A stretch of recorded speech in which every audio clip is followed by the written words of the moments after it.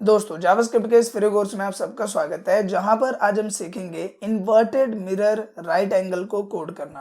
Last video में हमने देखा था कि हमने मिरर राइट एंगल पैटर्न को कैसे बड़ी आसानी से कोड करना सीखा था, जिसमें हमने काफी टर्म्स को समझा कि आप तीन तीन लूप क्यों यूज कर रहे हो और किस पैरामीटर पे आपको यूज करना है।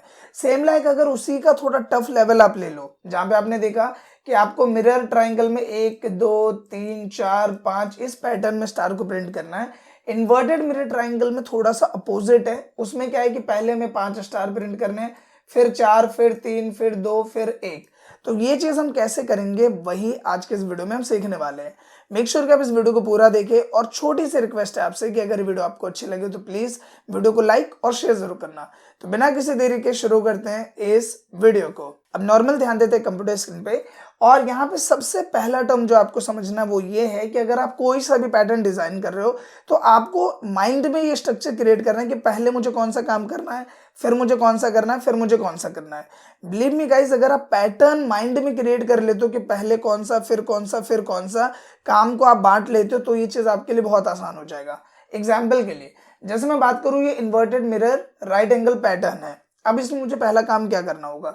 सबसे पहला काम तो ये है कि मुझे एक लूप चलाना होगा जिसकी मदद से ये जो मैंने ट्राइंगल या एंगल बनाया हुआ है ये कितने लेवल का है, 1 2 3 4 5। तो पहला जो लूप होगा हमारा वो इसलिए होगा कि हम ये जो हमारा ट्राइंगल हम बना रहे हैं वो 5 लेवल का है।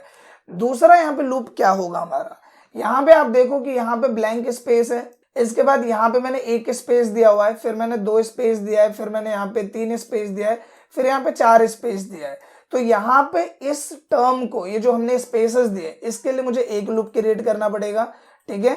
और फिर हमें तीसरा लूप क्रिएट करना पड़ेगा जिसकी मदद से हम इन स्टार्स को प्रिंट कर सके। तो टोटल हमारे पास है कितने लूप होने वाले हैं? 3 लूप होने वाले हैं। पहला किसके लिए? ये लेवल डिसाइड करने के लिए ये लूप कितनी बार चलेगा, तो ये 5 बार चलेगा, तो पहला लूप उसके लिए। दूसरा लूप स्पेसेस को प्रिंट करने के लिए जिसकी वजह से गैपिंग क्रिएट हो, और तीसरा लूप हम क्रिएट करेंगे स्टार्स को प्रिंट करने के लिए। अब नॉर्मली आप ध्यान देंगे कंप्यूटर स्क्रीन पे मैंने पूरा कोड यहाँ पे लिखा हुआ है, लेकिन ये कोड कैसे वर्क कर रहा है इसे एक बार हम समझने की कोशिश करते हैं। सबसे पहले जैसा मैंने बताया कि पहले क्या काम करना है कि लेवल को प्रिंट करना है कि कितना बड़ा होने वाला है, ये 5 लेवल का। तो यहाँ पे ये देखो फोर लूप मैंने चलाया जिसमें मैंने बोला i इक्वल है 5k और i ग्रेटर देन इक्वल है 1k i minus minus. Simple भाषा में इसका मतलब ये है कि ये जो लूप है वो कितनी बार चलेगा? 5 बार चलेगा। 5 राउंड ऑफ लूप ये होने वाला है। दूसरा टर्म हमने दिया j के लिए 4j इक्वल टू 5, और बोला मैंने j ग्रेटर देन है i क्या है? 5 है, ठीक है। i की वैल्यू क्या है? 5 है, और हमने यहाँ वेरिएबल से इसे डिनोट कर दिया।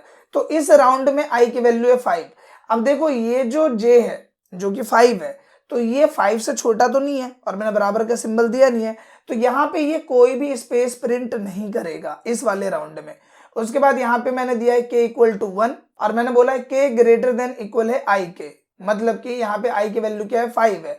तो मैं क्या बोल रहा हूँ कि k इक्वल है 1k और k लेस देन इक्वल है i के, यानी यहाँ पे 5 है कि जो 1 है वो 5 से छोटा है या बराबर है, तो यहाँ पे k प्लस प्लस होगा। तो ये जो लूप है वो चलेगा 5 बार इस कंडीशन के बिहाफ पे, इसलिए 5 स्टार्स को यहाँ पे प्रिंट कर देगा।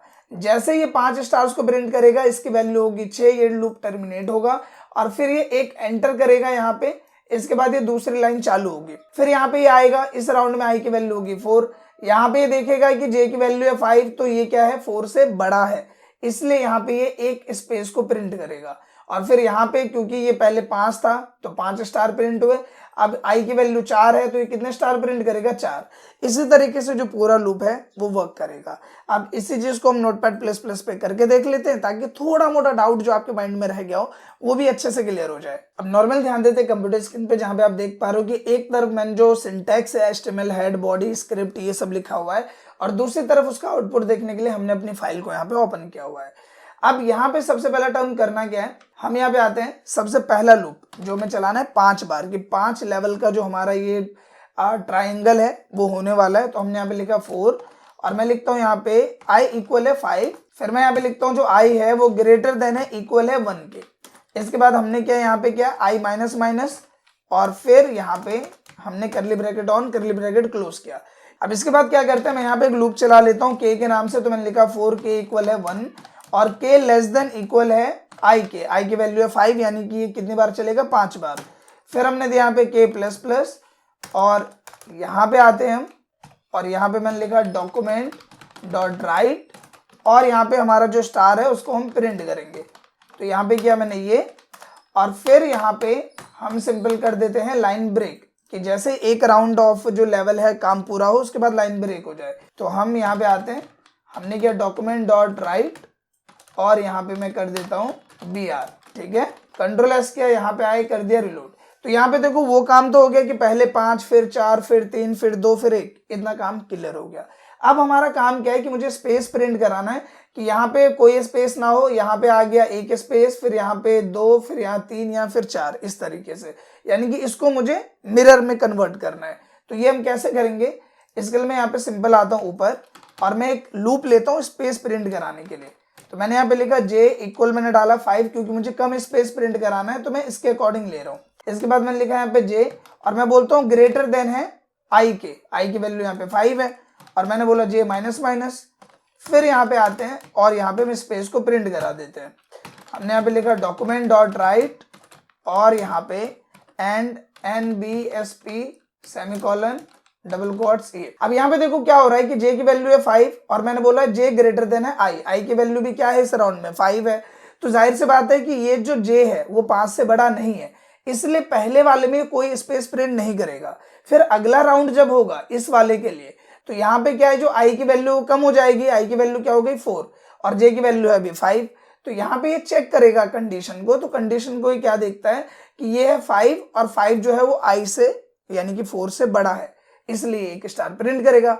फिर अगले राउंड में ये हुआ 3, तो इससे 2 लेवल बड़ा हो जाएगा, तो यहाँ पे 2 स्पेस प्रिंट होगा, फिर यहाँ पे 3, फिर यहाँ पे 4, इस तरीके से काम करेगा।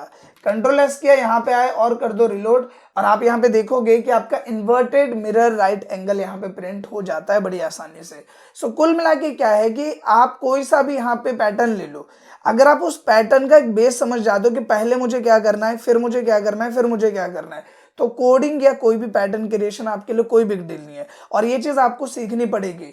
अब यहाँ पे देखो एक टर्म मैं आपको क्लियर कर दूं, अगर आप में से बिल्कुल कोई फ्रेश व्यूअर है जिनको ये समझने का मन कर रहा होगा कि भाई यहाँ पे ये टर्म क्या है, या फिर ये चीज क्या है, या फिर ये चीज क्या है, तो देखो फॉर लूप का मैंने कॉन्सेप्ट पढ़ाया हुआ है जिसमें इन चीजों को मैंने बारीकी से समझाया हुआ है।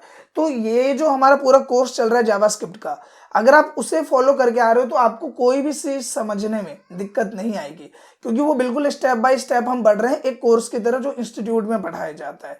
लेकिन अगर मान लो आप बिल्कुल फ्रेश व्यूअर हो, तो जाहिर सी बात है कि इसमें आपको कोई चीज समझने में दिक्कत आ सकती है, और अगर वही चीज मैं बार बार रिपीट भी करने लग जाऊं जो पहले से व्यूअर्स है, तो आप लोग को वो इरिटेटिंग भी लगेगा और आपके लिए वो वर्थ इट नहीं रहेगा। इसी वजह से मैं कह रहा हूं कि अगर आप प्लेलिस्ट को फॉलो नहीं करते हैं तो प्लीज प्लेलिस्ट को फॉलो करें और बिल्कुल पैटर्न वाइज स्टडी करें, ताकि आपको एक एक कॉन्सेप्ट अच्छे से क्लियर हो। फिलहाल इस वीडियो के लिए बस इतना ही। अगर ये वीडियो आपको अच्छी लगी तो प्लीज इस वीडियो को लाइक करें, शेयर करें, साथ ही कमेंट करके अपना फीडबैक जरूर दें। Thank you.